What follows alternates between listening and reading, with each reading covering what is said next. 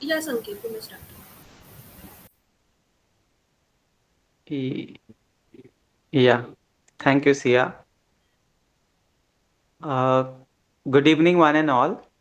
On behalf of the School of Sanskrit, Philosophy and Indic Studies, Goa University, I extend a warm welcome to the guest speaker, the faculty members, research scholars, students, and other participants who have devoted their precious time towards the webinar, which is indeed the 36th monthly online guest lecture organized by the research scholars at our school.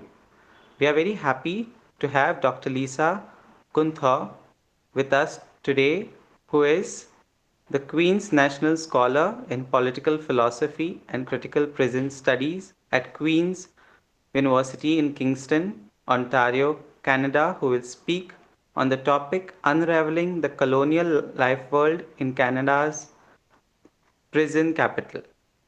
Now I invite Mr. Jonathan to deliver the welcome address. Good evening, everyone. A warm welcome to Professor Sanjot Pai Vernikar, Dean of the School of Sanskrit, Philosophy and Indic Studies, Professor Koshi Tarakan, all other faculty members at Goa University, all research scholars and students at Goa University. Also welcome all participants, faculty, students, and others from and outside Goa University. A warm welcome to our guest speaker for today, Dr. Lisa Guenther. A short profile about Dr. Lisa. Dr. Lisa is Queen's National Scholar in Political Philosophy and Critical Prison Studies at Queen's University in Kingston, Ontario, Canada. Before 2018, she served as Associate Professor of Philosophy at Vanderbilt University. She is the author of Solitary Confinement, Social Death, and Its Afterlife, 2013, and The Gift of the Other, Levinas and the Politics of Reproduction, 2007, and co-editor of Death and Other Penalties, Philosophy in a Time of Mass Incarceration, 2015. She has published articles and book chapters in phenomenology, feminism, prison studies, and critical race studies, including recent work on police violence, prisoner resistance, and carceral space. As a public philosopher, Guenther's work has appeared in the New York Times, the Global and Mail, Aeon, and CBC's Ideas. From 2012 to 17, she facilitated a discussion group with men on death row in Tennessee called Reach Coalition, and she is currently a member of the advisory board for the P4W Memorial Collective. Guenther teaches philosophy classes at Collins Bay Institution through the Walls to Bridges program. She is working on a critical phenomenology of prison abolition and decolonization on Turtle Island. Dr. Guenther, warm welcome from all of us to you. Thank you so much, Jonathan, and thanks to everyone for attending this webinar this morning. Well, morning for me, probably afternoon for you. This talk is part of the book that Jonathan mentioned that I'm working on and hoping to finish. I'm on sabbatical for the fall, and I'm hoping to finish a full draft of this book by the end of the calendar year. And so this paper is a version of the introduction that I've written for the book. And I will take you into maybe a little bit more detail of Canadian history than you had bargained for, but I hope that it helps to ground the philosophical analysis that I will offer in this paper and unfold in more elaborate terms in the book as a whole. So I have a PowerPoint presentation just of images of the place that I'll be speaking of that I want to share with you now.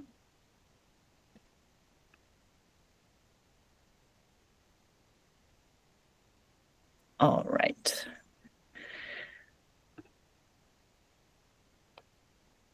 Okay. So I'm speaking to you now from Tiohtià:ke, which is also known as Montreal. On the unceded land of the Ganingahaka Nation, also known as the Mohawk Nation. Where I teach at Queen's is also Mohawk land and Anishinaabe land. So I live and work between these two places, but either way, I am on Mohawk land shared through the Dish with One Spoon Treaty, which is a pre-colonial treaty with the Anishinaabe. My talk today will address connections between colonialism and incarceration in Canada, with a focus on the province where I teach in the heart of British loyalism, Ontario. But I'll be curious to hear whether you think this analysis also applies to India. My argument in a nutshell is that the hyper-incarceration of Indigenous peoples is not just a matter of certain laws, policies, or practices that could be changed without altering the basic structure of our life world. Rather, it is a reflection of a colonial life world that reduces land to property, defends property with violence, state violence in particular, and equates justice with punishment. The basic formula for this life world was already plotted out by John Locke, liberal political philosopher, investor in slavery, and contributor to the fundamental constitutions of Carolina in what would become the United States, in his 1669 treatise on government, the second treatise in particular.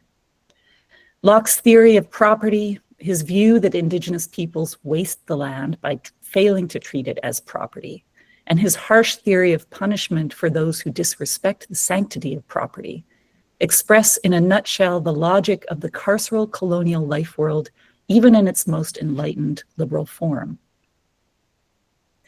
Over 300 years later, Anishinaabe legal scholar Aaron Mills challenges this colonial logic with a simple but profound question. Is citizenship premised on domination good enough for you? This is a question he addresses to settler Canadians. Is a world based on the enclosure of land as property and the extraction of value from this property the world we actually want to inhabit? Even if we profit from that world, is this a good world to inhabit? Mills offers a decolonial interpretation of Indigenous treaties as political agreements to coordinate mutual aid, illuminating a pathway beyond the colonial life world. While Mills does not focus on the implications of his view for the criminal legal system in particular, his account of mutual aid suggests an important alternative to the equation of justice with punishment and state violence, based on meeting people's needs and reducing harm. I'll work my way towards this alternative in my lecture, guided by the philosophical method of what I call critical phenomenology, which begins with a thick description of one's lived experience, then reflects on the structures that make this experience possible and meaningful. The point of this reflection is not only to understand ourselves better, but also to identify sites of potential transformation. At a time when so many things we take for granted have been destabilized, from academic freedom to the global economic order, it's all too easy to entrench ourselves in a fight to preserve what we already know. Is another life world possible beyond the apparent alternatives of liberal colonialism and resurgent right-wing imperialism? I do think it is, but we need all the care and attention we can muster to keep this possibility alive. This image in particular is one of the penal institutions in Kingston, the city where I teach, called Rockwood Asylum, and it was built by prisoners at Kingston Penitentiary, and it is now abandoned. And as you can see, the natural world is taking over and just knitting itself across the windows and doors and entryways to this asylum.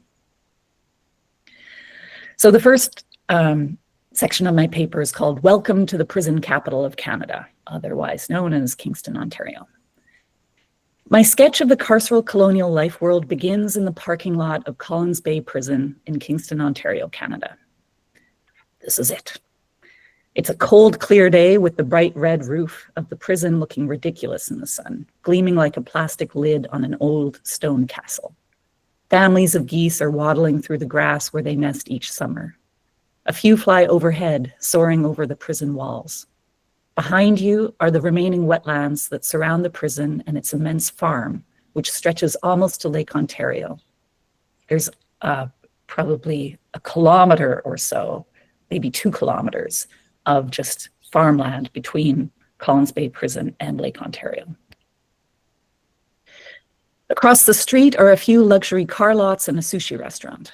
Almost every day, people fly drones into the prison from their cars or nearby apartment buildings, delivering drugs, cell phones, and other contraband to people inside. Collins Bay is one of 7 operating prisons in the area, making Kingston the prison capital of Canada. The first penitentiary in the country opened here in 1835, and the first federal prison for women was built by prisoners at KP, Kingston Penitentiary, almost 100 years later. In the meantime, incarcerated workers built Rockwood Asylum for the criminally insane in 1859. That's the building I just showed you with the leaves growing across it. And the Church of the Good Thief in 1894. It's as if the penitentiary couldn't contain itself. It kept popping out different institutions, using prisoners to make more places to discipline and punish more prisoners. I actually just learned that Kingston Penitentiary was built in the 1830s on a limestone cliff that was 6 stories high. And today it is flat. They excavated this cliff and extracted the limestone to such a degree that they flattened the cliff into basically level ground. And so you can imagine these people in the prison being forced to work in the quarry, but they were also living in the quarry, digging their prison out of the cliff as they served their time. But it wasn't always this way. For generations upon generations, Anishinaabe and Haudenosaunee people have shared these lands through a treaty known as the Dish with One Spoon.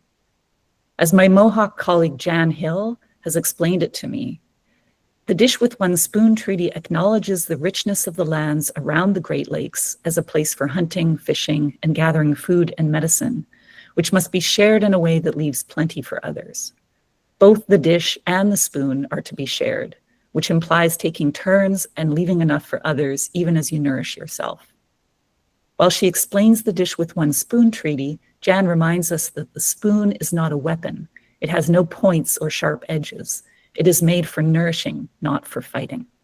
And so this image here is the Dish with One Spoon wampum, which is a legal document. It was a form of legal documentation used by the Haudenosaunee, which is a confederacy of the Mohawk and now 5 other nations.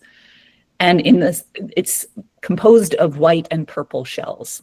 And everything in this belt has a symbolic meaning. But at the center is the dish. And this is why it's the Dish with One Spoon wampum belt. And this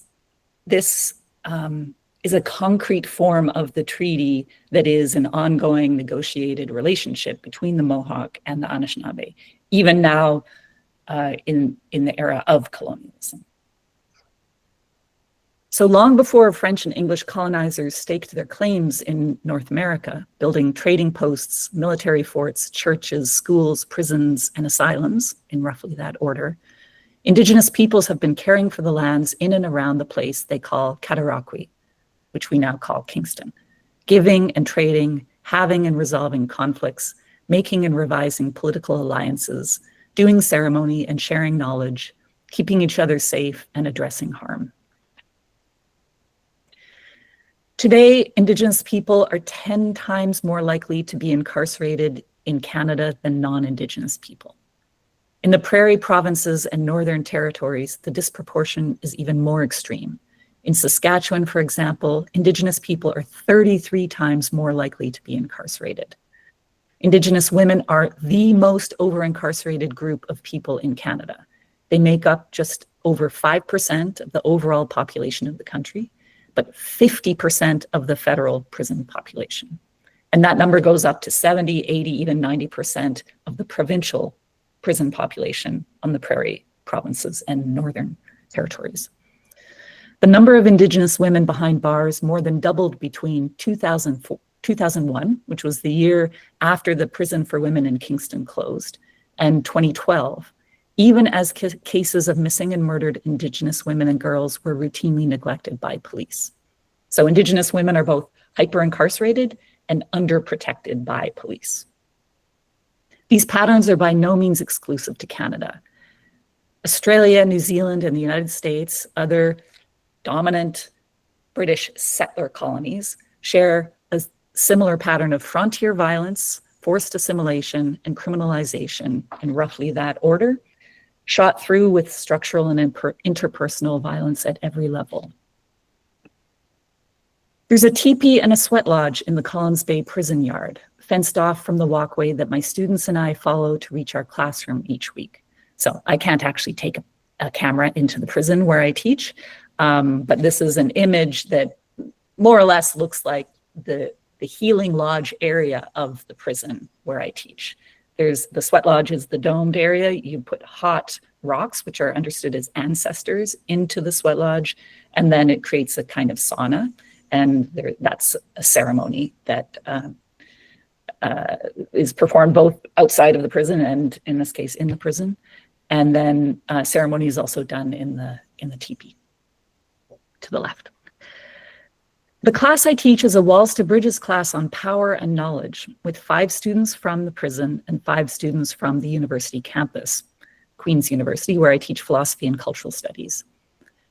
We were studying, at the time that I wrote this, which was in the fall, work by Michel Foucault, Audre Lorde, Leanne Bettasamosa Simpson, who I will return to later, and other writers who have challenged the way hierarchies of social power authorize some knowers and discredit others. So it was a course in social epistemology, in epistemic injustice in particular.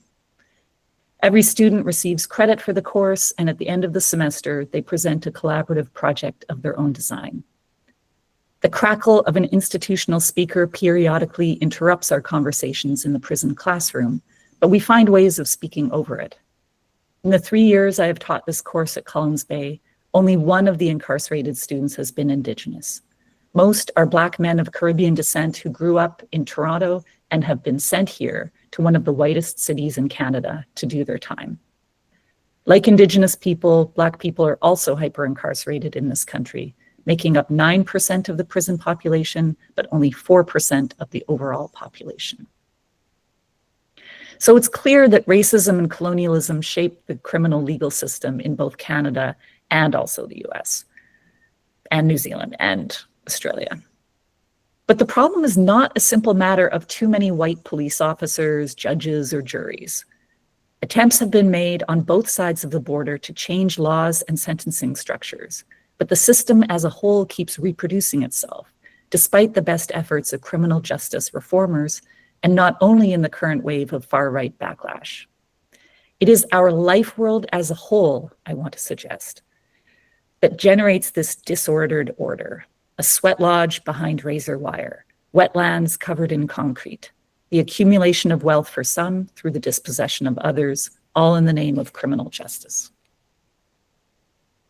The university is just 10 minutes from the prison, and in some ways it's a different world, in other ways not so different at all. This is a picture I took of what is called West Campus. So on the left, you have a student residence building, where actually I drove to pick up 2 of my students for the prison class because they lived in that building. And on the right is the water tower for the prison farm for Kingston Penitentiary, which this entire West Campus is built upon. So Kingston Penitentiary had a 100-acre prison farm attached to it, which now, over time, prisoners from Kingston Penitentiary were forced to clear that land. It used to be all forest, to quarry limestone rock out of it, to grow crops and to raise pigs and chickens and so forth on that land. They fertilized that land with their night soil, and now it's unrecognizable as anything connected with a prison, except for little outcroppings like this water tower, which is built of limestone and is a water reservoir that's no longer used, and in fact is enclosed in a protected security fence now. Both institutions, the prison and the university, are organized through a system of rewards and punishments, technologies of surveillance, and techniques for evading surveillance. There are also material entanglements between the institutions, limestone quarried from the Kingston Penitentiary Farm was used to build our university's theological hall in the 19th century. Our football stadium now sits in the hollow of one of the prison farm quarries. In fact, as I was just explaining, the whole of West Campus was built on this prison farm, including several student residences, as pictured here. After the prison for women closed in 2000, the university purchased the former prison for possible redevelopment as faculty offices, university archives, or, you guessed it, student residences. After sitting on their investment for over 10 years, the university sold the prison to a private developer who is turning it into luxury condominiums. Women who were imprisoned there are now fighting to create a memorial garden for those who died in the prison. So that's one of the organizations that I work with. It's called the P4W Memorial Collective. And we're creating a memorial garden outside the former prison, which will now soon be a condominium. Apart from this water tower and an old house where the prison farm overseer lived, there are few traces of the penitentiary farm that once covered 100 acres of land from the prison on Lake Ontario, across King Street, which was paved by prison labor, all the way up to Bath Road, where, if you turn left, you soon reach Collins Bay Prison. A person could live, work, or study in Kingston for years without realizing that their life world unfolds simultaneously in a colonial prison landscape and on dish with one spoon territory. And it's that simultaneity of life worlds, the colonial life world, simultaneous with a life world that exceeds and precedes the colonial life world, that the colonial life world was designed to eliminate, but that still persists through the functioning of the colonial life world. It's that simultaneity that I want to tap into today. And I think it's really important to develop perceptual practices that can, almost as we view one of those images like the duck rabbit, and pick out the clues that allow us to see the duck or the rabbit in the same composition of marks on a page. I think we need to develop critical perceptual practices to perceive with not just our eyes, but all of our senses, the pre-colonial and decolonial life world that is simultaneous with the colonial life world, but that has the power to both show the limits of colonialism and also give us clues for how to transform it and reactivate this sense of a life world that Aaron Mills expresses as a life world based on mutual aid. So that's just a preview of what I'm trying to do in the book. Today, schools, parks, and suburban houses stand on this land, which was once cleared by incarcerated workers and fertilized with their night soil. This land, which Indigenous peoples have cared for since time immemorial. This land where Black and Indigenous incarceration rates are through the roof. This land where some white people and a few Indigenous people once held Black slaves. This land where people of various genders, races, and life experiences gather in prison classrooms to discuss whether poetry is a luxury. So that's the first section. The second section is called A Critical Phenomenology of the Colonial Life World. This is a poster that one of my students in the Collins Bay class created. She took notes from her notebook and ripped them into little fragments and embedded them in this wall that she drew, and then drew a Canada goose, the geese that live outside the prison grounds and nest in the large open area around the prison. And she surrounded the goose as well with little fragments from her notes from the class. So this section is called, yes, A Critical Phenomenology of the Colonial Life World. The messy entanglements of this place become mind-boggling pretty quickly. If I sit in the Collins Bay parking lot long enough, a guard will come and ask me why I'm here. And what should I say? Because of colonialism? In spite of colonialism? To turn walls into bridges without threatening the security of the institution? Is there any way to live well in a place that is so relentlessly structured by colonial violence? And what would it take to restructure this death-bound life world, to support the interdependence of many forms of life without extracting resources from some to secure the livelihood of others. These questions are both practical and philosophical. On a practical level, I want to understand how we could do things differently to restructure the world in which we live. But already this practical desire raises philosophical questions. What is a world? Is there one world or many worlds?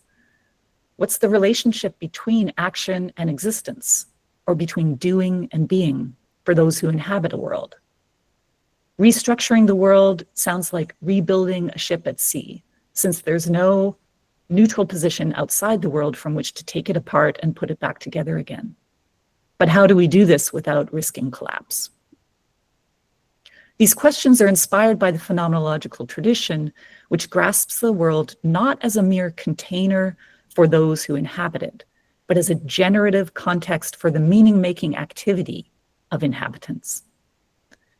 In his 1936 book, The Crisis, German Jewish philosopher Edmund Husserl writes, "The life world," this is quote, "the life world, for us who wakingly live in it, is always already there, existing in advance for us, the ground of all praxis, whether theoretical or extra-theoretical. The world is pre-given to us, the waking, always somehow practically interested subjects, not occasionally, but always and necessarily as the universal field of all actual and possible praxis, as horizon." So this is the understanding of the life world that I'm working with in this project. Each and every one of us was born into a life world that was already there by the time we arrived, and the field or horizon of norms, habits, and expectations established by this world shape what we do and who we become as inhabitants of that world. Precisely as horizon, the life world is not an object that we experience directly. It is the context or ground and the horizon of possibilities in relation to which both objects and subjects emerge. For example, I'm giving this talk in English today because my Mennonite, Norwegian, and English ancestors followed waves of other Europeans looking for something that happened to coincide with the interests of the British Empire: land to farm, freedom of religion, and a host of other reasons that will remain forever opaque to me.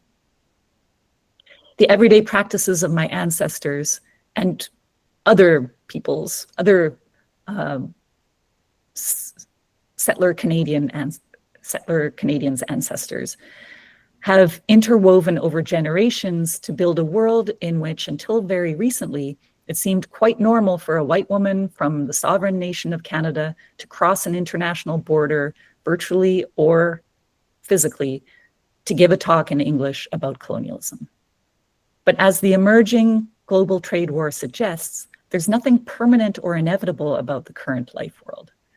Countless generations have built this world through a combination of deliberate planning, unforeseen accidents, lazy repetition, and the occasional paradigm shift. Just as worlds are made, they can be unmade or remade, whether through dramatic events or through the gradual alteration of individual and collective practices that solidify over time into the stable ground of a substantively different world order. So this image is actually a picture of my grandparents, the man and the woman in the back, and my father, who's the little guy in the middle between my uncles and my uncle and my aunt near my grandfather. And they moved in 1948 to Paraguay and helped to settle an area of Paraguay. And I will be going there this fall, just in about a week, to understand a little bit better the implication of my Mennonite family in the colonization of South America. Actually, I wanted to stay with that picture. To engage critically with this process of sedimentation through which life worlds are instituted, Husserl proposes what he calls a regressive analysis of the life world, beginning with a description of the concrete situation in which we find ourselves and following leading threads or leitfaden from the current situation back to the more fundamental structures that make this situation possible and meaningful. by, in Tony Steinbach's words, questioning back systematically precisely to those presuppositions that formed the concealed basis of their cognitive accomplishments, end quote, we may find critical purchase to articulate and interrogate the basic structures of the life world we inhabit, without assuming that there could ever be a neutral position outside the world from which to analyze it. Husserl acknowledges that this regressive method of questioning back, or rückfragen, is nonlinear. It unfolds not in a step-by-step sequence, but through zigzags that trace and retrace the contingent processes that have sedimented over time to form the crust of the world as we know it here and now. And Andreas Miranda Aldea has a wonderful series of essays in which she maps this late method of Husserl, which he calls Besinnung, which roughly translates to reflection, but it's basically this regressive analysis of starting with a particular situation in the life world and looking for leading clues that help to disclose the basic structures that are both historical and transcendental that make a meaningful experience in that life world possible. So that's the methodological framework for my project, which I will just scratch the surface of in this essay. So in the next section of my paper, I want to offer a very quick sketch of what I take to be the basic structure of the colonial carceral world that I inhabit today in Kingston, the prison capital of Canada. And this section is called Property and Punishment. And the image I've chosen to accompany this section is the vision of the private developer who purchased the prison for women, of how that prison will be developed. So this is a virtual image or an imagined image. This is the old prison, and they want to take the bars off the windows, build balconies, little rooftop terraces, and build these high-rise buildings around it to increase the value of the property that they purchased for really not very much money at all. So I trace this carceral colonial life world back to the first 5 chapters of John Locke's second treatise on government, written in 1669.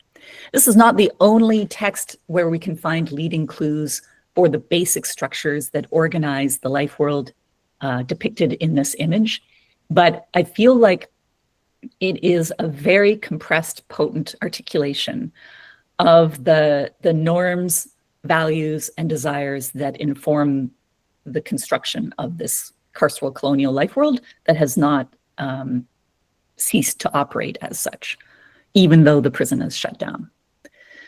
Locke argues in his second treatise that, quote, every man has property in his own person, while the earth and all what he calls inferior creatures have been given by God to men in common to use as they see fit. When I mix my labor or my horse's labor or my servant's labor with something in the commons, I remove it from this natural state and transform it into my own property. So the most fundamental form of property, my personhood, is also a property generator. My embodied labor transforms the earth of God's creation into a world of man-made property, adding value to nature by improving upon its raw state. A meadow becomes a farmland, the forest becomes timber, land becomes property, a prison becomes a condo. For Locke, I'm not only entitled but obliged by what he calls the law of nature to improve the earth and its inferior creatures by transforming them into property and so investing them with value. While Locke grants that, quote, the wild Indian who knows no enclosure, end quote, possesses the fruit that he gathers or the deer that he hunts because that's mixing his labor with the world, Locke claims that indigenous peoples waste the land by failing to improve it in ways that are legible to an Englishman. He adds, quote, if the fruits rotted or the venison putrefied before he could spend it, that person would have offended against the common law of nature and was liable to be punished. So you can see how he's putting together a theory of punishment that is quite useful for colonialism, because if you travel to this distant land where people are wasting their property, They are violating the law of nature. And so you not only can, but really ought to enforce the law of nature and punish these wasters by appropriating their property and improving it in ways that are in alignment with both God's will and the law of nature. And so already within the first 11 pages of a chapter on property that has been lauded by liberal political philosophers for over 300 years as a cornerstone of political economy, and it was inspiring to Marx as well, we find both a moral argument for colonialism, namely that Indians waste the land by failing to enclose it and improve it, and an expression of its carceral logic, that those who fail or refuse to improve the land ought to be punished. By contrast, those who are willing and able to turn, quote, the wild woods and uncultivated waste of America, that's a quote from Locke's second treatise, into valuable property, not only deserve to appropriate it, but are morally obliged to do so in accordance with natural law. Such arguments were not lost on the architects and agents of colonial statecraft in Canada. For example, Joseph Truch, a policy advisor to the British Columbia government between 1864 and 1871, wrote, quote, the Indians regard these extensive tracts of land as their individual property, but of by far the greater portion thereof they make no use whatsoever and are not likely to do so. And thus the land, much of which is either rich pasture or available for cultivation and greatly desired for immediate settlement, remains in an unproductive condition. It is of no real value to the Indians and utterly unprofitable to the public interests, which presumably the Indians are not included in. I am, therefore, of the opinion that these reserves should, in almost every case, be very materially reduced. So it's a straightforward Lockean logic there that Truch employs to justify colonialism. Indian agent William Lomas takes the argument further, arguing in 1884 that the potlatch ceremony of West Coast Indigenous nations such as the Haida and Tlingit should be banned and criminalized on account of its wastefulness. And this is a archival photo of that an Indian agent took of West Coast Indigenous potlatch ceremony in the late 19th century. Lomas said, quote, I've come to the conclusion that before the Indians of this coast can be permanently benefited, a law must be passed for the prevention of the foolish, wasteful, and demoralizing custom of potlatching, and for the punishment of any Indian allowing a Tamanoa dance to be held in any house of which he is owner or part owner. Part of what was threatening about the potlatch is that it is a ceremony in which a wealthy person gives away or destroys much of their wealth. And that is a display, it's an expression of their power. It is not seen as loss, but as a kind of glorious, Bataille talks about this, a glorious expression of their sovereignty. Made no sense whatsoever to the British. Sorry. The ban was in effect from 1885 until 1951, during which time many Indigenous nations continued to hold potlatches in spite of the arrest and incarceration of participants. In the words of Kwakiutl chief speaking out against the ban in 1886, so this is an expression of resistance to this law, which criminalizes Indigenous ceremony. Quote, we will dance when our laws command us to dance. We will feast when our hearts desire to feast. It is a strict law that bids us dance. It is a strict law that bids us distribute our property among our friends and neighbors. It is a good law. Let the white man observe his law, we shall observe ours. And now, if you have come to forbid us to dance, be gone. If not, you will be welcome to us. End quote. Here we glimpse a Kwakiutl life world in which not just a plurality of peoples and practices, also a plurality of legal orders exists simultaneously without domination or exclusivity, a world where strangers are welcome as long as they have not come to punish and control their hosts. Building on Aaron Mills's account of Indigenous law, I will argue that this life world remains as a possibility to be reclaimed and reactivated, but doing so would require a reorganization of colonial sense-making practices and even of our ontology of personhood, such that we no longer understand ourselves along the lines of the liberal paradigm that Locke bestows to us as self-owning property that is morally obligated to expand its dominion by enclosing, improving, and extracting value from parcels of the common world, while punishing those whose laws command them to dance and to feast. Locke's theory of punishment is closely linked to his account of political power as, quote, a right of making laws with penalties of death and consequently all less penalties for the regulating and preserving of property, end quote. Locke argues that in the state of nature, every man has the right to kill a murderer, both for the sake of deterrence and also on principle, since by destroying another self-owning property, the killer has, quote, declared war against all mankind, and therefore may be destroyed as a lion or a tiger, which I have depicted here with this image, one of those wild savage beasts with whom man can have no society nor security, end quote. By laying waste to the most precious form of property, the life of another person, the murderer forfeits his own claim to property personhood and to his share in the commons. He is no longer one of us. From this argument for a natural right to kill a murderer, Locke generates a natural right to kill a thief as well, since by using force to take my horse or my coat, the thief leaves me no reason to suppose that he would not also take my life.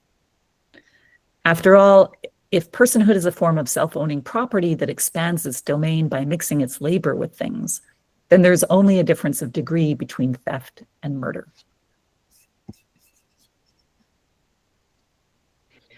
While this natural right to self-defense is mediated by the laws of the state, it continues to inform colonial common sense. In 2018, white farmer Gerald Stanley was found not guilty of the murder or manslaughter of Colton Bushy, a member of Cree Red Pheasant First Nation, in what is now known as Saskatchewan. Bushy and his friends had driven onto Stanley's property after getting a flat tire, and they allegedly tried to steal an ATV, a small vehicle. Stanley fired 2 shots in the air and another straight into the back of Bushy's head at close range. While the legal argument at trial was that the gun discharged accidentally as a result of hang fire or gun malfunction that delayed the release of the 3rd warning shot, the rhetoric online, in the news, and even at key moments in the trial turned on the right of settlers to defend their property against would-be thieves with lethal force. In his opening statement to the jury, for example, Stanley's lawyer argued, quote, "This is not really a murder case at all. This is a case about what can go horribly wrong when you create a situation which is really of the nature of a home invasion. For farm people, your yard is your castle, and that's part of the story here," end quote. So unlike the United States, Canada does not have a castle doctrine built into its law. You cannot defend yourself and your property with lethal force in Canada. It's not a valid legal argument. And yet the lawyer made this rhetorical argument while also running the hang fire argument because it carries so much traction affectively or emotionally in a carceral colonial life world. In effect, the lawyer's argument was that Colton Bushy brought about his own death by driving into Stanley's yard, i.e. invading his castle. I will let this stand as a very brief sketch of what I take to be the basic logic of the carceral colonial life world, a world that legitimates the theft of Indigenous land, converts that land into property, defends property with state violence and interpersonal violence, and equates justice with the punishment of lawbreakers, even if that law has been unilaterally imposed on sovereign peoples with their own legal orders. Is there an alternative to this deathly life world? Anishinaabe legal scholar Aaron Mills thinks there is. So this section is called "Another World is Possible." Back to Aaron Mills. Mills argues that, quote, "colonialism isn't merely a process of newcomer settlement and Indigenous displacement. It's an ongoing mode of relationship between settler peoples, indigenous peoples, and land in which all are harmed, albeit certainly not equally, end quote. The colonial harm to land is evident both in the environmental destruction wrought by extractive industries that take without giving back, and on a more ontological level in the reduction of land to property. Mills distinguishes between three forms of colonial violence against indigenous peoples: individual violence against the minds, bodies, and spirits of indigenous persons; group violence against the languages, ceremonies, child-rearing practices, medicinal and wellness practices, and systems of law of indigenous peoples; and third, structural violence against indigenous lifeways and constitutional orders, understood as, or constitutional orders are understood as, quote, the ontological, epistemological, and cosmological systems within which a people consistently becomes itself, within which forms and substance continually change, end quote. Given that settler colonial life worlds are built on the appropriation of indigenous land and the betrayal of agreements with indigenous peoples, settlers also harm themselves in founding their political community on violence, which slowly destroys it from within. Mill observes, quote, so long as they maintain their earth-alienated constitutional order, which treats non-humans as resources to be exploited, there is no escape from this fate. Although, and here I want to emphasize, settlers are always welcome to abandon their current constitutional project and through treaty root their political communities in the earth, which for him means rooting our political subjectivity in a commitment to mutual aid, not to the self-defense, the right to self-defense of every individual to defend its property with lethal violence in the state of nature or with state violence in the civil state. Mills poses a question to settler Canadians. And I think this question resonates beyond the context of Canada, but you can let me know if you think that this is actually quite specific.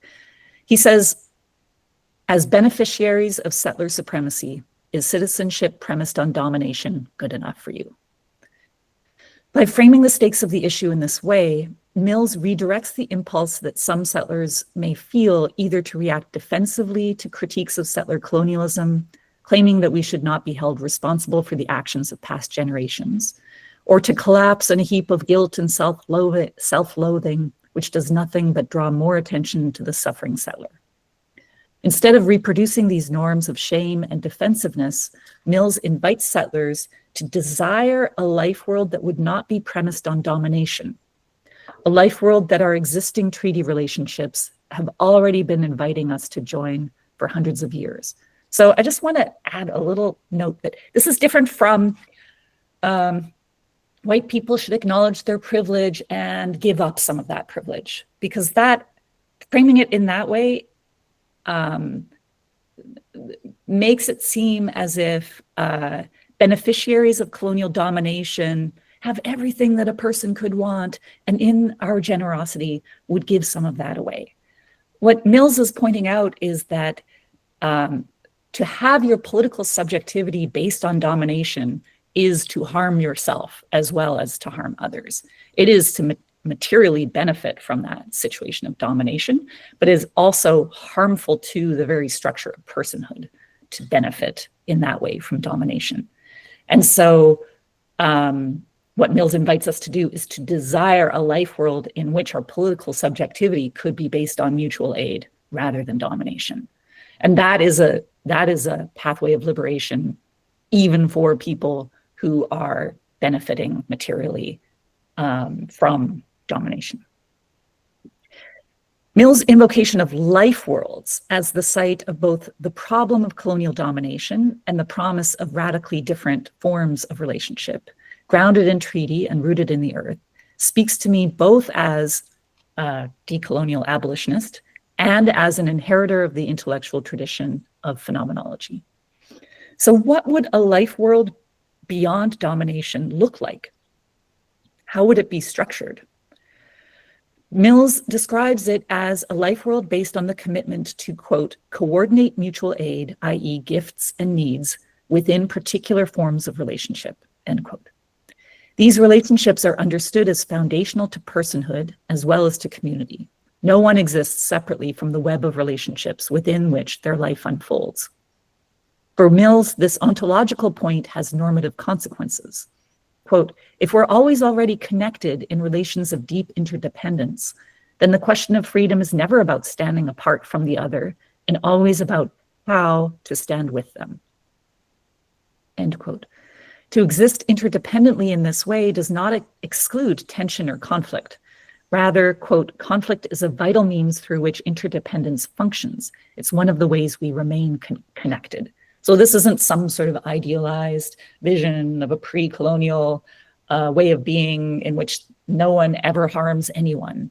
It is a political subjectivity and political life world oriented towards the aspiration to build on and honor the relationships that constitute us as persons and that constitute our life world as a shared context for being and doing. This last point resonates with an argument made by Norwegian criminologist Niels Christie in his 1977 essay, Conflicts as Property. In this essay, Christie argues that an adversarial criminal legal system where victims are represented by an attorney for the state, as if the harm done to them were ultimately an offense against the state, and where the only form of accountability for perpetrators is punishment by the state, in effect steals our conflicts from us and undermines our capacity to resolve conflicts in a way that would meet the needs of both victims and perpetrators. Christie is not writing in a colonial context. His target is the modern Scandinavian courtroom, and he makes brief reference to a village court in Tanzania to make his case for an alternative to the European model. But I appreciate his analysis of the European criminal legal system as a site of thinly disguised social conflict, because it challenges us to reflect on what it would mean to own our conflicts in colonial systems based on this European model. Connecting Christie's point to Aaron Mills's call for political subjectivity based on mutual aid, we might grasp these conflicts as moments in an ongoing negotiation of interdependent relationships, rather than opportunities to segregate offenders in carceral enclosures or to eliminate them altogether. Ojibwe scholar Heidi Stark criticizes the imposition and enforcement of settler law on stolen Indigenous land, calling it a criminal empire that averts attention from colonial violence by criminalizing Indigenous resistance and existence. For Stark, quote, the construction of Indigenous resistance and resistance as criminal activity produced an environment where Indigenous lands could be legally stolen and Indigenous leaders could be legally murdered under the dominion of settler laws. As an example of the legal violence of Canada as a criminal empire, Stark cites the 1885 execution of 6 Cree and 2 Assiniboine leaders in the wake of the Northwest Rebellion. This was the largest mass execution in Canadian history. A week before the public hangings, Prime Minister John A. Macdonald wrote, quote, the execution of the Indians ought to convince the red man that the white man governs, end quote. In a key assertion of criminal legal jurisdiction, the Canadian government did not engage Métis leader Louis Riel and Cree chiefs Big Bear and Poundmaker as opponents in war, but rather convicted them as criminals who were guilty of treason against the crown. So that is a way that Indigenous resistance was criminalized rather than engaged with as a nation-to-nation show of force. Riel was executed and Chiefs Big Bear and Poundmaker were incarcerated at the recently built Stony Mountain Penitentiary, which is still in operation almost 150 years later. In each of these cases, a conflict between members of distinct sovereign nations was recoded as a criminal act committed by colonial subjects in a nation state with one single legal order, one criminal legal system, and one sovereign authority. So it's almost like, so if we have a duck and a rabbit image, the act of criminalizing and punishing these indigenous resistors was a way of saying there is only a duck here. There is no rabbit. There is only the colonial life world composed by and enforced by British sovereignty. I want to bring the rabbit back in and allow us to see both at the same time. Today, few Indigenous people are convicted of overtly political crimes such as treason, but the situation of Indigenous people in prison is nevertheless political, and Indigenous resistance to pipeline construction is a key site of the criminalization of Indigenous people now. As the Aboriginal Women's Caucus argued in 1989, quote, all Aboriginal First Nation citizens are in conflict with the law by being subject to a system of laws to which we never consented, end quote. So where do we go from here? How do we reclaim our conflicts not only as individual victims and perpetrators, as Niels Christie imagined, but as inhabitants of a colonial life world in which Indigenous resistance and even Indigenous existence is structurally in conflict with a legal order that insists on misrepresenting them, whether as victims or as perpetrators. And building on Aaron Mills's account of the life worlds of treaty making, how do we reclaim our conflicts as sites of connection and interdependence, perhaps even as opportunities for coordinating mutual aid, to ensure that the needs of those involved in the conflict are met without compounding harm or relying on domination to secure justice? These are huge questions, and I'm not going to answer them in the 1 minute that I have left. However, I want to just, I have about a page left. Is it all right if I read that, or would you rather I just summarize that very quickly? Anyone could unmute themselves and give me a sense of what you prefer.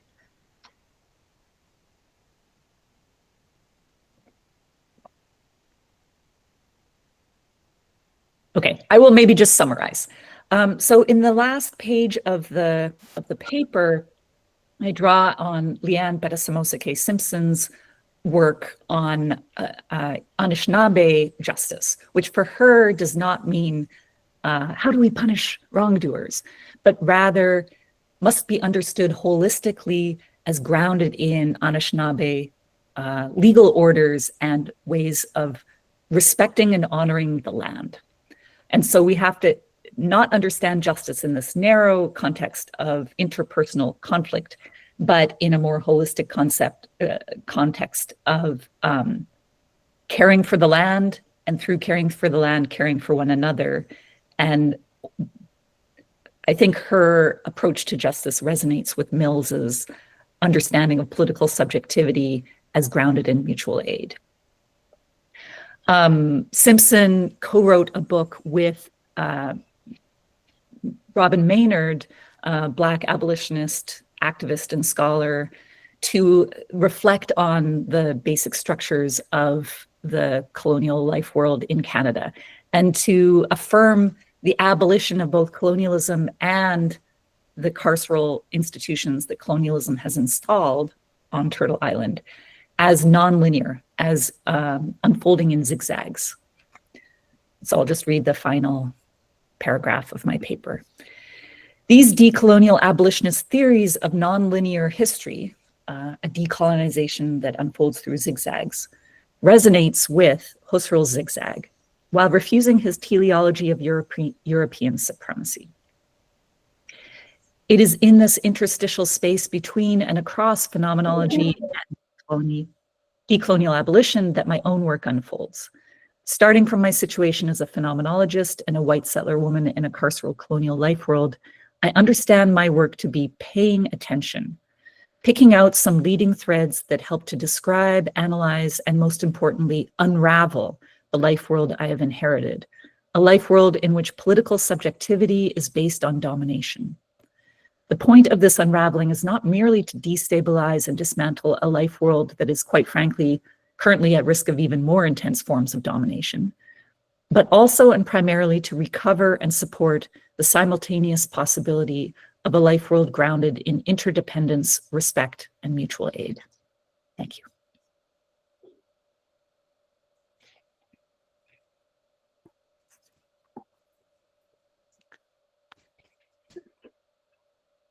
Thank you, Dr. Lisa, for that thought provoking and enlightening lecture.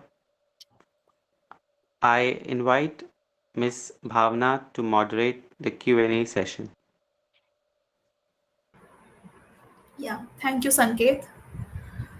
Before we start with the Q&A session, I would like to mention that participants can either type their questions in the chat box or raise their hand by using the button in the bottom of the screen if they want to ask the questions directly.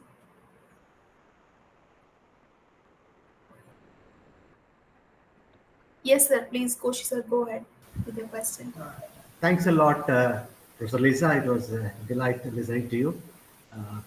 I just want to, know more about this ban which you referred in 1885, potluck ceremony, the ban 1885. The way you presented, I understand there is more of economic, kind of reason. But usually the colonial logic, the way it operated in this part of the world, where it also had a religious kind of a dimension, in terms of a cultural assimilation. So many of the indigenous practices were banned, where apparent economic reasons are not so visible. One has to now, listening to you, I begin to suspect that dimension too.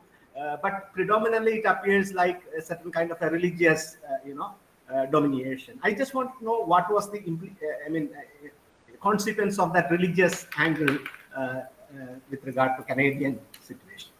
Yes, this is a really profound dimension of colonialism in Canada as well. And the way colonialism unfolded in Canada was initially a kind of franchise colonialism where both the British and the French had trading posts. They really had no intention of settling in Canada. It was too cold and too, not really optimal for the sorts of enterprises they imagined. But they liked the furs. And so it was mainly the beaver fur trade that was highly lucrative for many European nations. And at the same time that these fur traders were coming in, missionaries were coming in as well. And so there's a two-pronged kind of economic project, but also a religious project of converting the savages, saving their souls.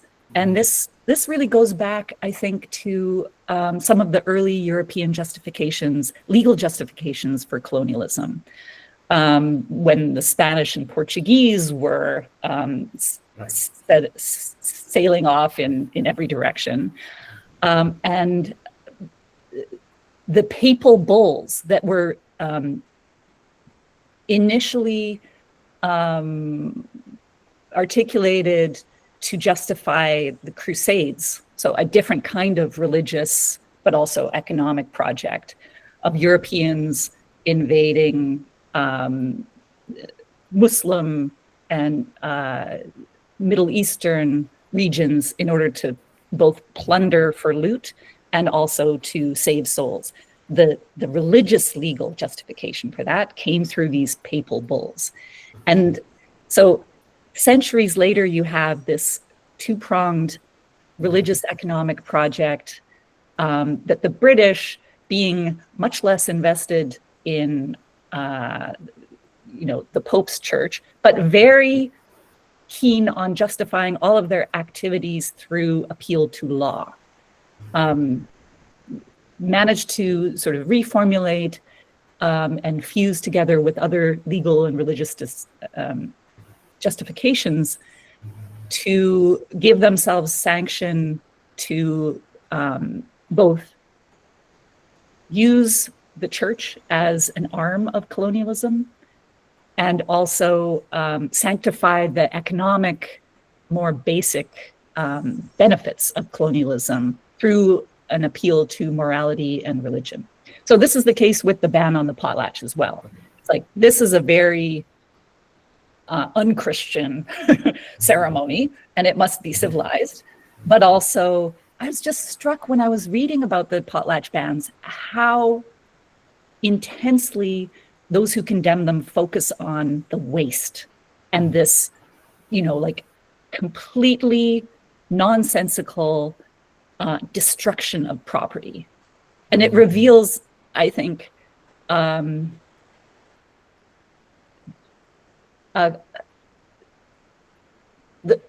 what is exactly the God that is worshipped by these British colonizers who condemn the potlatch for religious reasons. It seems to be the god of mammon, or the god of property, as much as it is a Christian god that is recognizable through less interested forms of Christian theology. Thank you for that.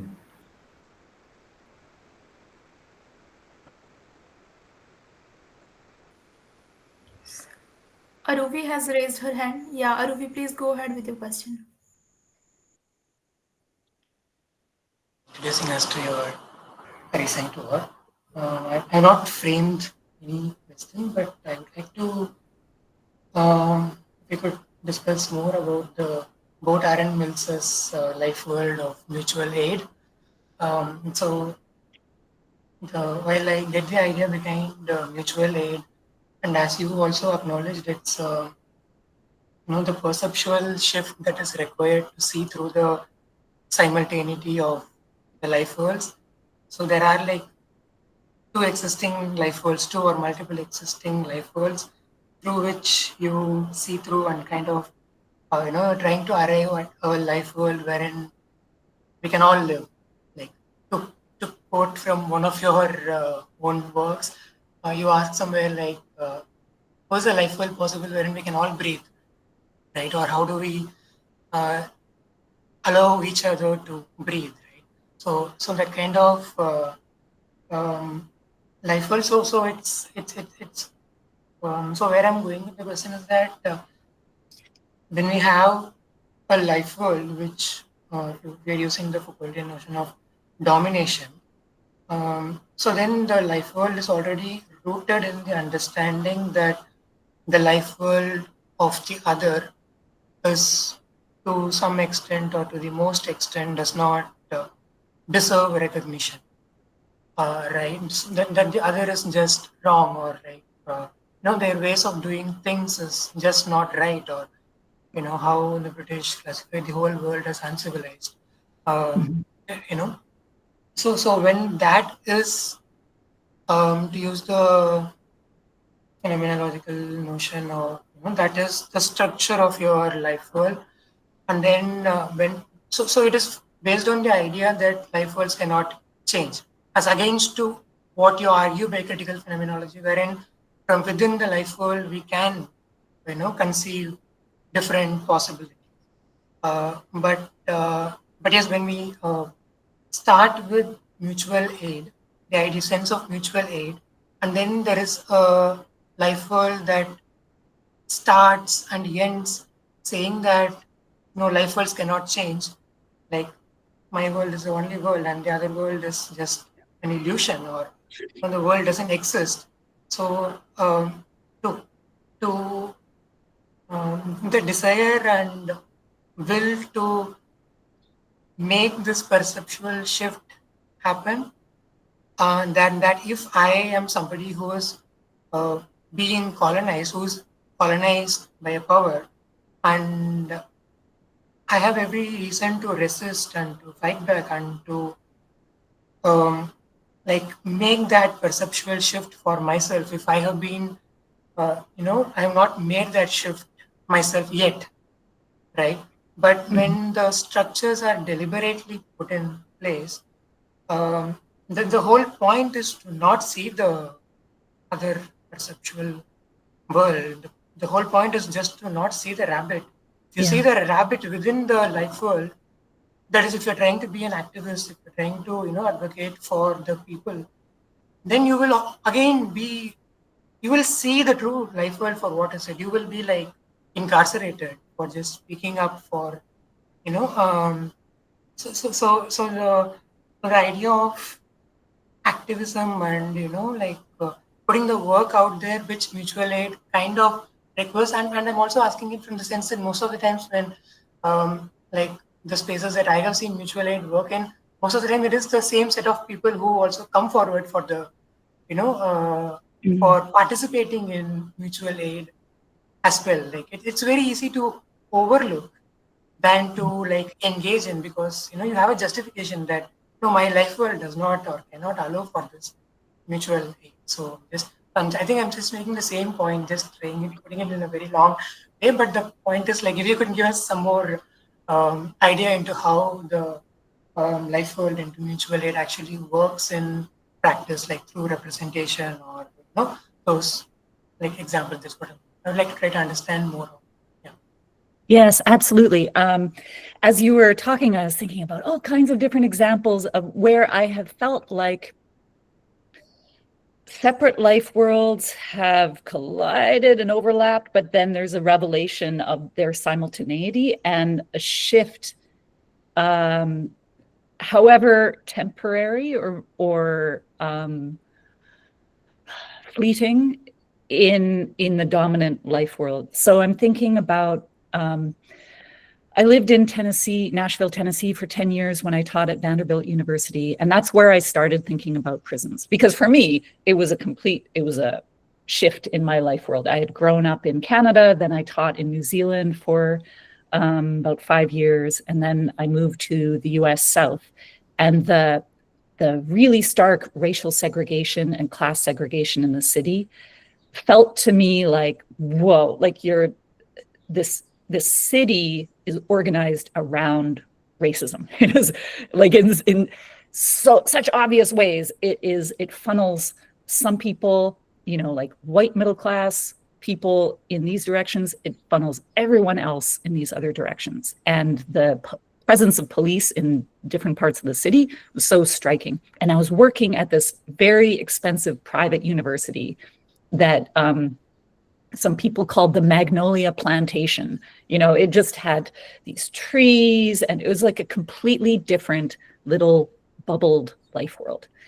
And it was there that Angela Davis came to campus and stayed for 6 weeks and taught a graduate seminar on slavery that began with the partial abolition of slavery in the US, which leaves open an exception for the enslavement of people in prison. And that, for me, it broke open my life world. And I understood this gives me a language for analyzing how the city that I've now landed in operates and how it functions, and where I myself am being funneled in this life world. And so in the course of this, I started volunteering at a prison. I ended up facilitating this discussion group with men on death row. And I met this really extraordinary man named Ndume Olatushani, who had been wrongfully convicted of murder and spent 23 years on death row and eventually got out. And when I met him, he had just gotten out of prison like a week earlier. And he was organizing with a group of prison justice activists and really generously volunteering his time to come to community organizations and to talk about his experience in prison and to share his own vision of what justice could mean and what injustice looks and feels like. And there was one particular event that I had co-organized with a group of students who were involved in the Black Lives Matter movement around 2014, after the killing of Michael Brown and Eric Garner. And the campus was, so these were some of the very few Black students on campus in a very white, very upper middle class context.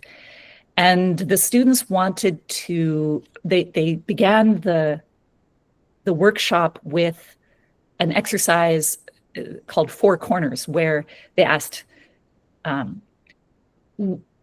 they would say something like, the death penalty is necessary and just. And then if you strongly agreed, you go into one corner, agree, disagree, strongly disagree. And it just demonstrated where people stood on certain issues. And so they put that particular question out. And at this point, Ndume was a speaker at the event, but he did not, he wasn't yet revealed as someone who had actually been on death row. And so the students asked people in the strongly agree corner, why do you strongly agree that the death penalty is necessary and just? And one student said, well, like obviously murderers should be executed, but also even if you're wrongfully convicted, then that's actually, it's a real honor to die for your country because you're sacrificing your life so that actual murderers will be punished. And for most of us who were organizing that, it blew our minds that someone could actually think that way and also articulate that. But it was a very, very condensed expression of the life world that really we all inhabited in that very elite and elitist space. And Ndume just stepped forward and he said, I was on death row for 23 years, and I would not have been happy to die for my country in this way. And the only way you could possibly think that is if no one you ever loved or even knew you could imagine being wrongfully convicted. And it was this, you had at once this very potent expression of a carceral, colonial, death-bound life world, and then this counter expression that I think in a very gentle way that speaks to who Ndume was and is as a person, showed the utter absurdity and violence upon which that life world was grounded. And the mood in the room shifted. I think some people had come to this event, just to get class credit or whatever. But it's moments like that that I think demonstrate this very stark opposition between simultaneous life worlds, and yet the fragility and even the absurdity of the life world founded on a commitment to state violence, even to the point of executing people who were wrongfully convicted in order to keep that system going. Anyway, that was maybe too long an explanation or an example, but I can think of many other examples in my experience organizing in just like community spaces where a kind of paradigm shift or a kind of a sudden realization of the limits of the world that so far has been very normal and comfortable for you, trembling, perhaps collapsing in ways that could open up other pathways for reactivating possibilities that are already here in this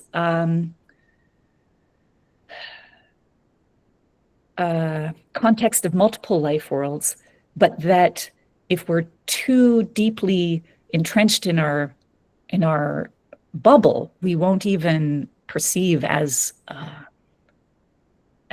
conceivable. I'll end there because I think someone else maybe has a question.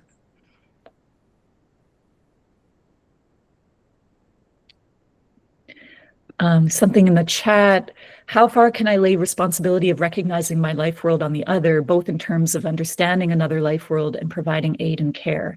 Because I believe it's one thing to recognize that people are in a life world that is different from mine, but to understand the other's life world could be different altogether. And though we can begin with recognition, being able to understand is a greater act of care and responsibility and also of mutual respect. Yeah, absolutely. So I've been thinking a lot about Iris Marion Young's book, Responsibility for Justice. And in that book, she's drawing on phenomenology. She actually engages with Sartre's account of praxis and the practico inert, his late social ontology in Critique of Dialectical Reason, which for me is an elaboration of Husserl's late generative phenomenology and his method of regressive analysis, which is a little bit different from the phenomenological reductions, starting with first-person experience and distilling the transcendental and eidetic structures of consciousness. This life world analysis is involves a method of what Husserl calls Besinnung, which involves a reconstruction or restoration of like what are the structures at work in a particular life world, then followed by reactivation. How can we reactivate latent possibilities that are not already actualized? And reorientation. How do we reorient the structures that are operative in a life world towards more ethical practices? So that's already in Husserl. And then Sartre comes along and infuses that with a Marxist dialectical approach to phenomenology. And Iris Marion Young comes along and brings a feminist lens to that. And for Young, this is where I'm getting back to your question about like who is responsible for paying attention to the limits of their own life world and to the possibility, even the simultaneous actuality of other life worlds in the context we inhabit together.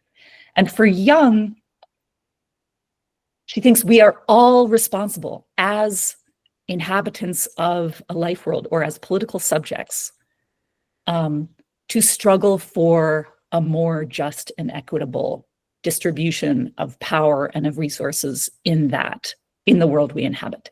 And that is not based on blame. It's not because I am guilty or because I have done something wrong that I am responsible. She really delinks responsibility from culpability. I think this is quite brilliant also for thinking about different approaches to criminal justice that include restorative and transformative practices of justice. And so we're all responsible to be attentive to both the possibilities and the limits of the life world we inhabit, and the ways we might learn from other people about how to inhabit the globe, the earth, in a more just and equitable way. Not because some of us are guilty and others are not, but just because this is what it means to be a person.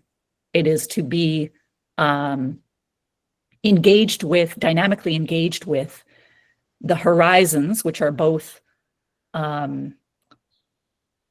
ambiguous, open-ended, semi-structured systems of possibility, and also the limits of those horizons, the ways in which our horizons can be and necessarily have to be extended and elaborated by others.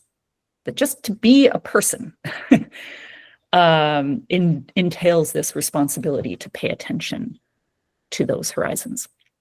So I don't know if that helps to answer your question. It doesn't give us a solution to the very persistent problem that when someone like the student who came forth and said, I think the death penalty is great, even for wrongfully convicted people.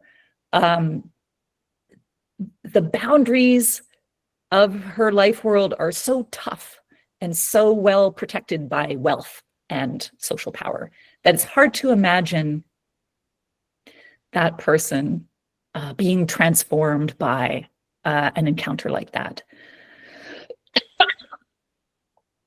And yet, whether that person themselves had a transformative moment, I think for so many of us who were in that room at that time, it just distilled so powerfully the stakes of the reason why we gathered in that room that day at all.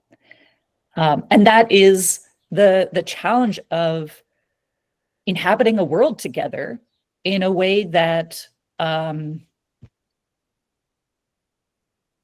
is both grounded in our own experience and also understands that our own experience is an experience of the world, which means that there are so many incalculable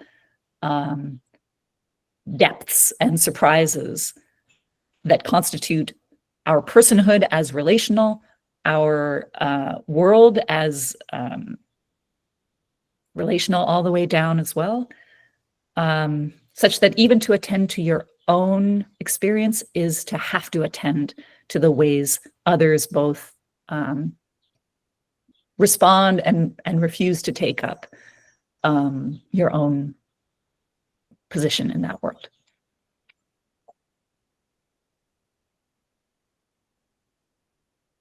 Yay, sparkling hearts. Any other questions? Or it doesn't have to be even in the form of a question. Yeah, go ahead.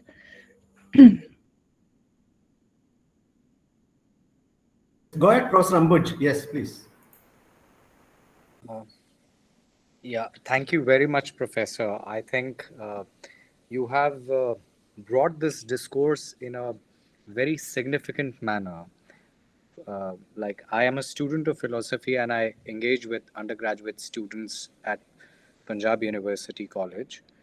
And your huge work on, this the prisons and what I think the different setups, the different paradigms it brings in front, you know, in bringing questions of personhood, justice, and taking philosophy further to a more concrete, contextualizing in how do we see lives through the lens of prison, through your studies. So, in your work, uh, do you find the spaces of resistance in the marginalized communities? Prisons, no doubt, they are like tools of dominations by the colonials and beyond. And I want to just also engage few examples here. How do you see the paradigm shift in the times? If we, on one hand, look at the people who were imprisoned, and I want to quote two lives here: Mahatma Gandhi, Nelson Mandela, and Bhagat Singh.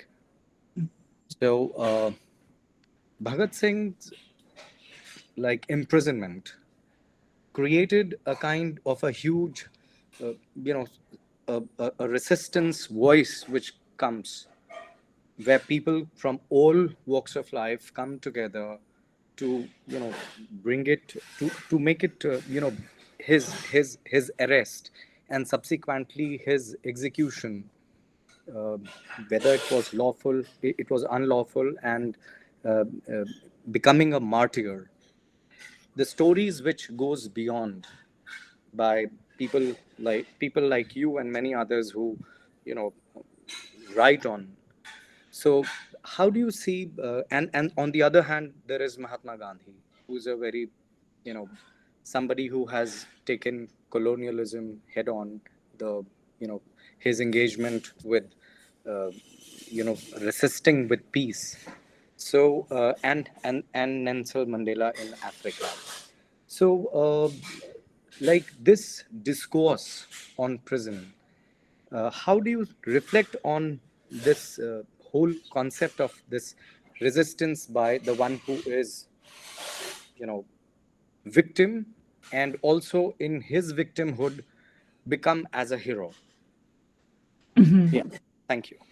Yeah, great. Thank you. So you've brought up some very powerful examples of political prisoners, people who are incarcerated and even executed as a result of their political activity and the threat that that political activity poses to dominant power. And their prisons and incarceration very clearly serve a political purpose to suppress resistance. And they often fail in doing that by creating martyrs and by showing or laying bare the structures that that are at work in perhaps claiming to be just or democratic or equitable, but in targeting and punishing political opposition, reveal themselves to be deeply, deeply grounded in domination. But then you have all kinds of people who are arrested and punished and incarcerated for activities that they themselves do not understand as political. As, you know, they're not undertaking a political campaign by stealing a loaf of bread or assaulting someone or taking someone's life. And these are mostly the people that I work with in prison, people who do not understand themselves to be political prisoners.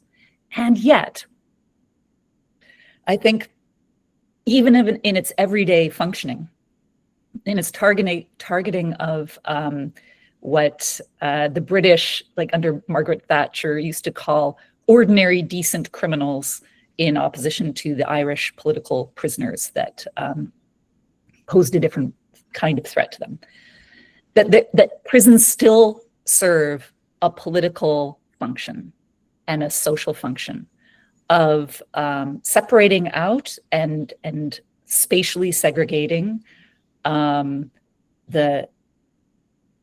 those who must live and whose lives must be protected and secured by state violence from those who may die and who, you know, may or may not be targeted for execution, but whose lives do not deserve to be supported by the state, but rather to be managed and subject to damage control. So I'm taking that paradigm of making live and letting die from Foucault's account of biopower. And I think prison systems that I have studied function in this biopolitical way of separating, and for Foucault, this is a racist cut, those lives that deserve protection from those lives that do not, and that, if anything, deserve to be controlled and managed by the state. And so another, I think, paradigm shifting intervention that I was thinking about in relation to the earlier question was Michelle Alexander's book, The New Jim Crow, which was published in the United States in around, I think, 2009.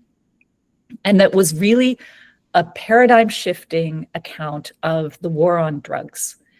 And so I think before that book, many people who were in prison for drug-related crimes would say, yeah, I'm just a lowlife. I'm just, you know, I sell drugs, I take drugs.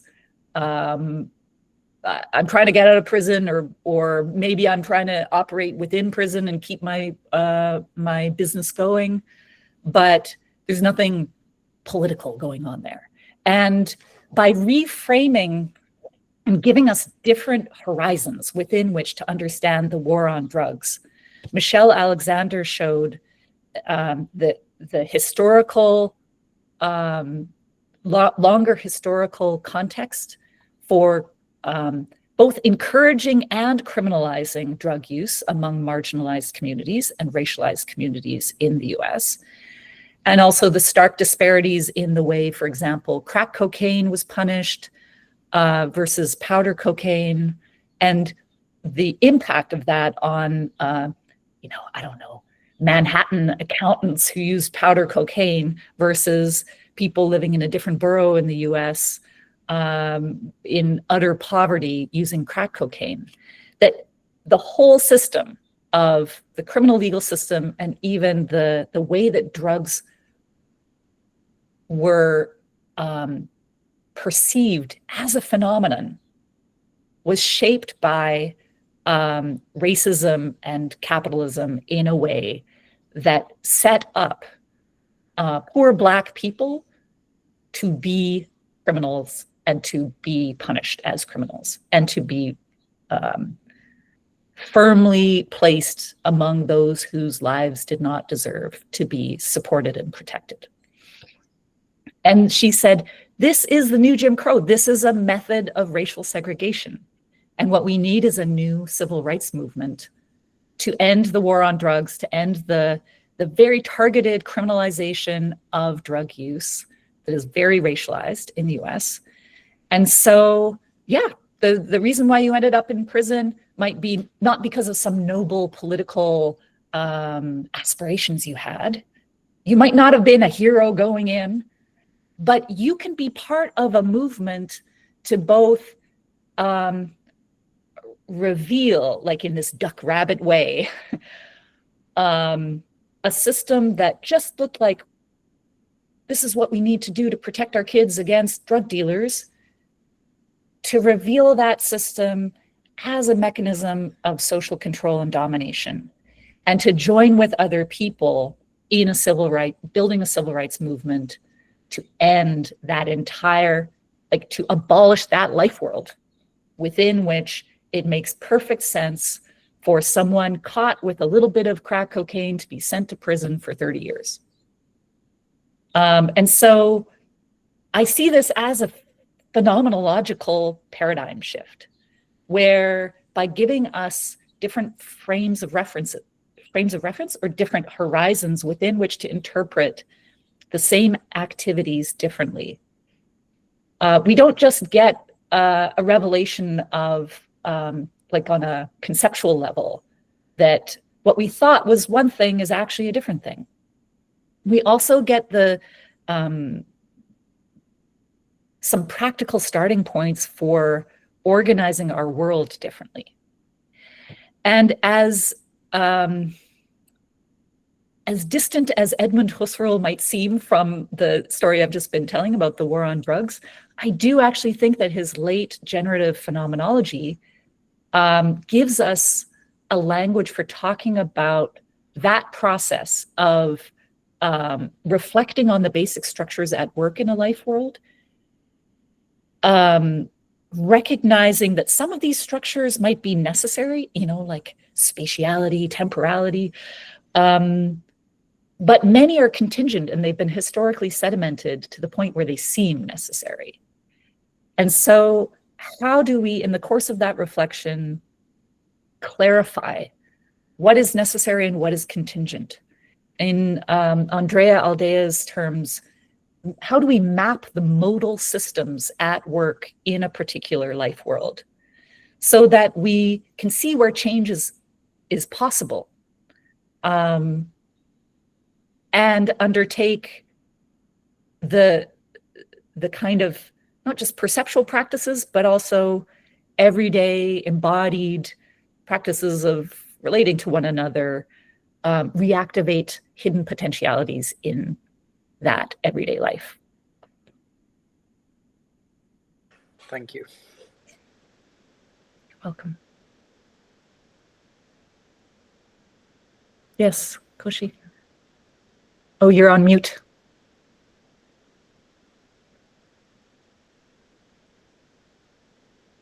Sorry, I mean, if I'm permitted to ask once again, sorry for the Of course. Yeah.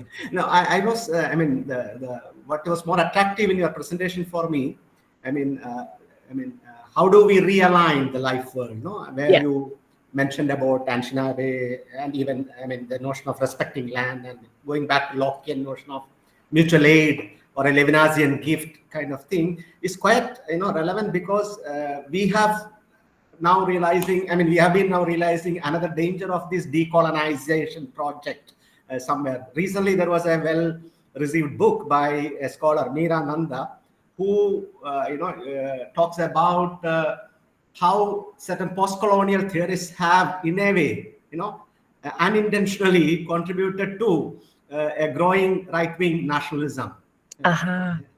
So, Right.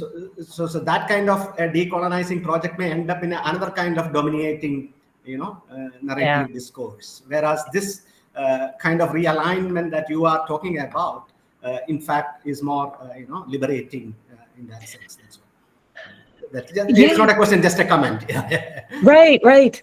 Well, this is something that I think about, because in thinking about like what is the power and also what are the limits of a phenomenological approach to these questions. And I think the power of phenomenology is to recognize that we will never be done paying attention to the life world. And so it's not that this is broken and then we can fix it and then we will have like a perfect justice system. We will have we will have corrected the inequalities and then there will be equality. One of the things I appreciate about Husserl and the way that Eugen Fink and Merleau-Ponty take up Husserl is that they see phenomenology as the work of a perpetual beginner. And so the whole point is, like, what critique means in phenomenology is constantly asking that question, like, what is appearing to me, and what are the conditions of any appearance is the non-appearance of something else. There's a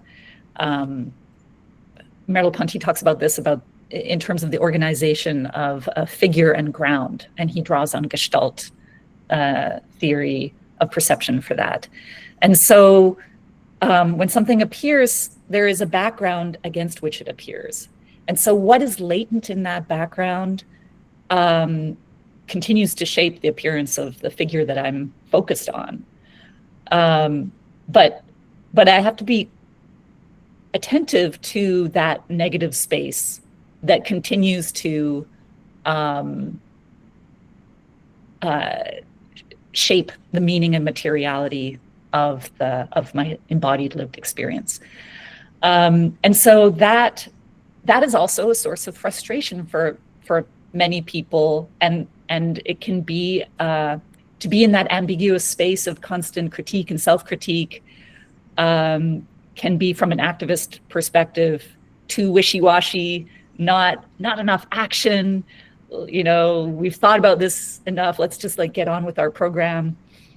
And I have sympathy for that, but at the same time, I think this is probably what draws me to phenomenology, that that hesitation, what Alia Al-Saji calls hesitation, practice of hesitation, like, wait, what are we missing? Or what is, we will never have a complete, comprehensive, clear grasp of everything that is at stake in any particular phenomenological analysis. So let's do that careful work of investigating the foreground and the background and the relationships between them, because that's all we have to contribute to this enterprise. And it's great that there are also people who jump into action and run with it, but we could probably benefit from being in conversation with one another so that the best intentions don't go awry and then feed another recombined version of the problem that we were trying to fight in the first place. Yeah.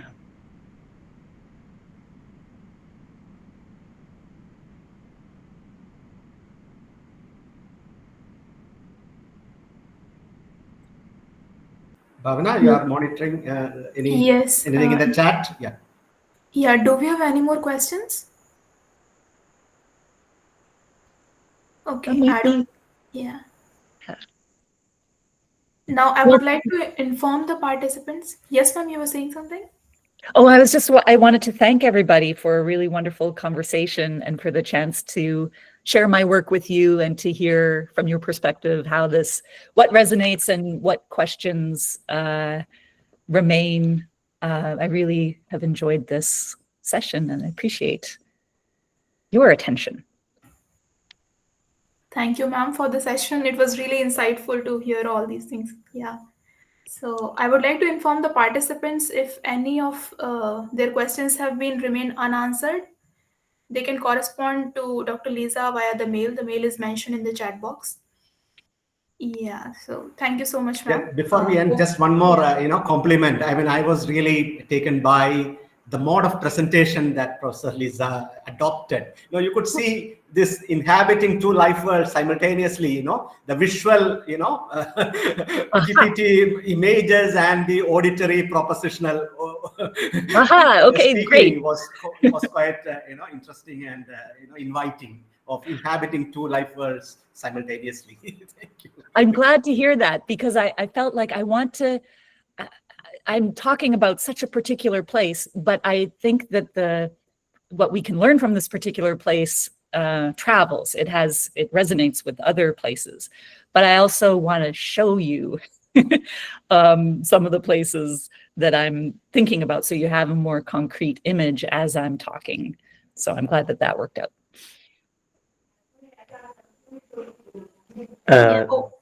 Over to you, Sanket. Yeah. Yes. Thank you, Bhavna, for moderating the Q&A session. Actually, Sia was supposed to deliver the vote of thanks, but on her behalf, I would I'm like here, to. I'm here. Oh, oh, We you can come all back. deliver words of thanks. Please go ahead, Sia. Thank you. Thank you, Sanket.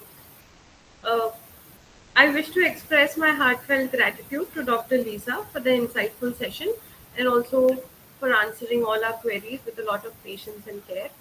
Thanks to the Dean of the School of Sanskrit Philosophy and Indic Studies, Professor Sanjot Vernikar. A big thank you to Professor Koshi for encouraging us to organize such lectures that help us in our research work. I would also like to thank all other faculty members from SSPIS, students, faculty, and other participants from and outside Goa University. A special thanks to all those who helped in event organization and publicity. Thank you all. Thank you, Sia. Participants, please know that the event, along with the contents in the chat box, uh, sorry, the recording of the lecture will be posted on our school's YouTube channel named Philosophy at Goa University. We will be back soon with another online guest lecture. Thank you so much. Thank you so much, Professor Lisa, spending your time with us. Thank you. Thanks to you and to everyone who participated in this webinar. I really appreciate it. And I've really enjoyed talking to you today. Take care. Bye.